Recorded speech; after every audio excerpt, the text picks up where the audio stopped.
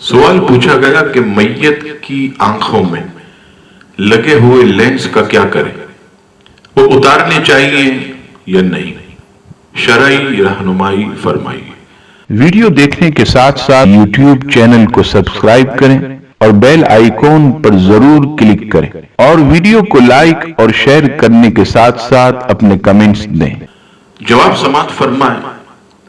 Lens یا دیگر ایسے آلات جو بدن کے ساتھ مستقل جوڑ دیے جاتے ہیں، جیسے آپ نے دیکھا ہوگا کہ موتیا کا جب آپریشن ہوتا ہے تو لینس آنکھوں میں مستقل جوڑ دیے جاتے ہیں، لہذا کوئی بھی ایسے لینس جو کہ آنکھوں کے اندر مستقل جوڑ دیے جائیں یا جیسے بدن میں کوئی راڈ سلاخ مستقل جڑے ہوئے مصنوعی دانت، انتقال کے بعد ان چیزوں کو بدن سے جدا نہ کیا جائے۔